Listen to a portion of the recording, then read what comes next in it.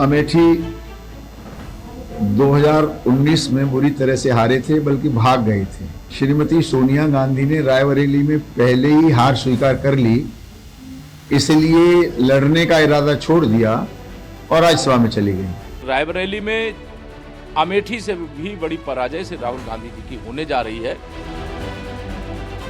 जब से राहुल गांधी के रायबरेली से चुनाव लड़ने का ऐलान हुआ है, तब से सियासी दलों द्वारा तमाम सवाल उठाए जा रहे हैं।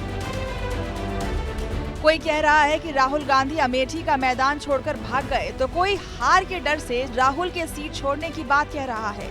वहीं बीजेपी अब रायबरेली सीट से जीत का दावा कर रही है।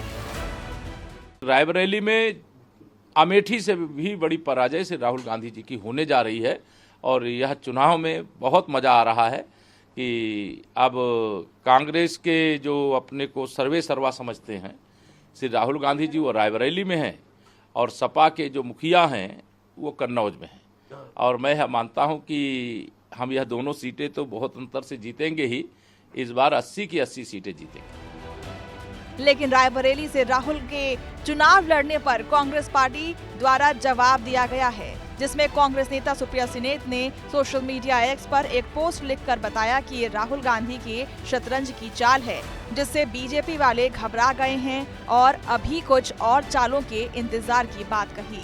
लेकिन बीजेपी लगातार कांग्रेस को घेरने में लगी हुई है। बीजेपी सांसद साक्षी महाराज का कहना है कि सोनिया गांधी को रायबरेली सीट से हार का डर था, तभी रायबरेली छोड़ दिया।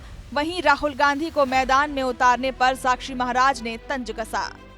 अमेठी 2019 में बुरी तरह से हारे थे, बल्कि भाग गए थे। श्रीमती सोनिया गांधी ने रायबरेली में पहले ही हार स्वीकार कर ली, इसलिए लड़ने का इरादा छोड़ दिया और राज्यसभा में चली गई।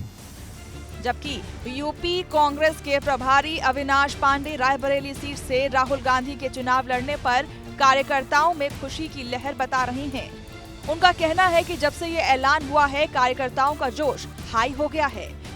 लोकसभा चुनाव के लिए रायबरेली से माननीय राहुल गांधी जी आज नामांकन पत्र भरने के लिए आ रहे हैं। इसकी घोषणा होते ही कार्यकर्ताओं में पूरे देश के अंदर और विशेष रूप से उत्तर प्रदेश और रायबरेली अमेठी में एक उत्साह का वातावरण है। माननीय राहुल गांधी जी नामांकन पत्र भरने के लिए रायबरेली आ जा रहे हैं। यहाँ से तो अन्य चुनावी सभाएं उनकी हैं, लेकिन आज यहाँ पर माननीय कांग्रेस अध्यक्ष माननीय प्रियंका गांधी जी, राहुल गांधी जी, अशोक गहलोत जी सब यहाँ एकत्र हो रहे हैं और यहाँ से दोनों जगह नामांकन भरने के लिए जाएंगे।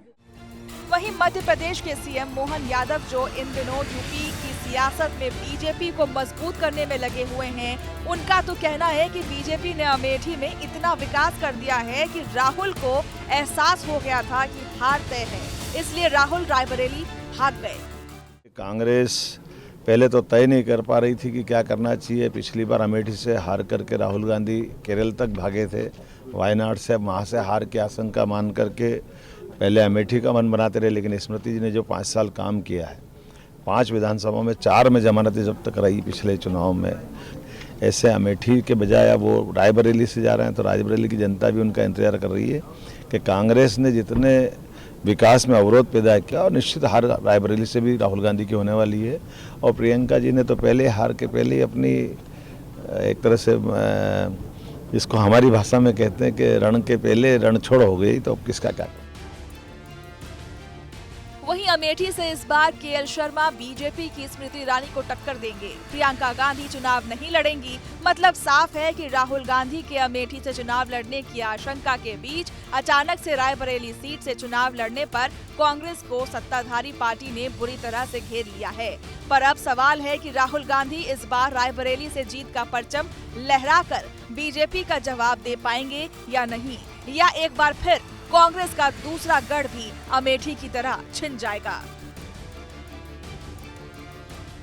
भारत की बात रोहित सिंह सावल के साथ सिर्फ एबीपी न्यूज पर।